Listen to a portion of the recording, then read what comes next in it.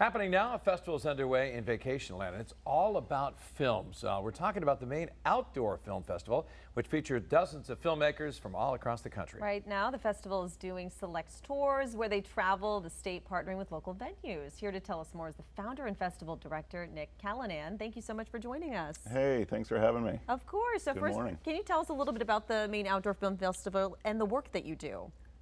Yeah, sure. So we hold a flagship event in Portland every July, where if you guys have ever been to a film festival, it's filmmakers, attendees, they all come together for multiple days of screenings and panels and what have you. What's great about MOF is we do our screenings outside. So we have this like really big inflatable screen, really nice audio. People come, they bring a picnic lunch, they bring, you know, their chairs, their blankets, what have you. So yes, we do that in Portland in late July, and then, like you said, we work with local venues to bring that programming to organizations all over the state, theaters, land trusts. Tomorrow night we'll be in Westbrook at Riverbank Park, and we'll be doing a nice screening there. And one thing that is cool is all the screenings are a different set of films. Very nice. Right now, the select tours are underway. What exactly are those?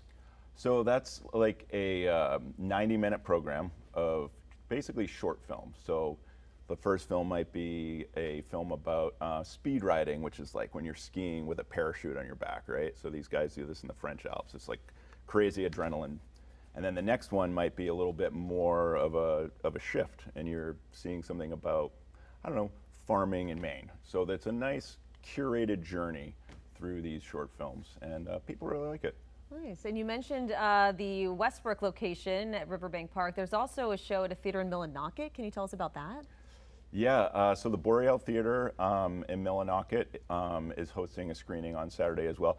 We don't think those two are competing against each other. You know, the Westbrook crowd isn't probably going to go to the Baxter region and vice versa. So we were comfortable scheduling those on the same day. But the Boreal's great if you have a chance to get up there and check it out. It's a great Main Street theater. What are some of the other stops coming up? That's a great question. I'm going to look over here at this graphic for my prompt here. Yeah, so we'll be in Waldoboro. The Waldo Theater is awesome. One for folks here in southern Maine.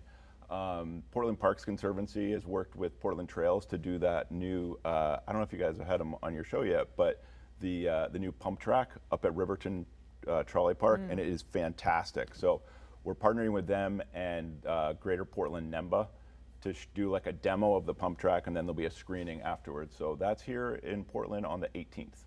How do you choose which films at which locations?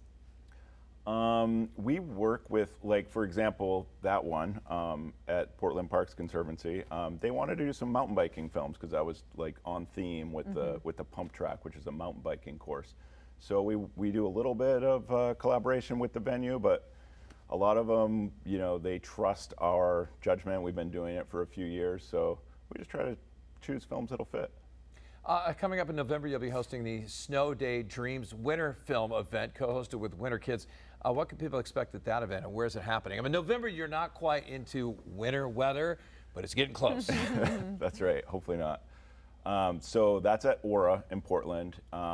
Winter Kids is 25 years old this year, and that event will feature the world premiere of their sort of documentary story of their 25-year existence. So yeah, it is kind of a kickoff to winter. What's great about that event is everybody who comes gets a free ski lift ticket to Mount Abram. Wow. So you get to come, celebrate Winter Kids, watch a couple hours of films, and then and there's like not even any blackouts on it, which I don't know what Winter Kids did to get that deal, but like I might buy 3 tickets for myself. That's impressive. That is a sweet deal. What would you say is one of like the most unique venues that you've done this at? That's a great question. Or maybe most popular, or?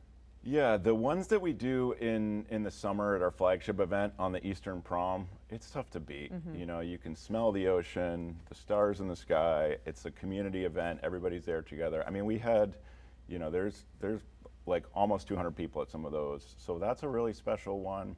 I really like Hackers Hill in Casco. We work with. Love Have you been there? I have to Leaf Peep. It's a great spot. It is fantastic. You can like see the whites on a clear day. You can see Katahdin, and it's like you can just drive right. like a lot of people don't know about it, but it's a great place to leave peep. It's a great place for a picnic. And yeah, when we partner with Matt and Maggie from Loon Echo, it's a great place to see MOF films too. Oh, wow. I didn't know you did that there. Yeah. Talk about some of the movies. I just saw one pop up, Dr. Jeff. He wants to know about Dr. Jeff. Dr. Jeff is a ripped Canadian medical doctor who also happens to be a rock climber. Well, it's definitely not me. Well, you know, just 7 more years of evil medical There school. you go, yeah. There we go. Oh wait, that's Dr. Evil. Sorry, I'm getting ahead of myself. No, that's a great one.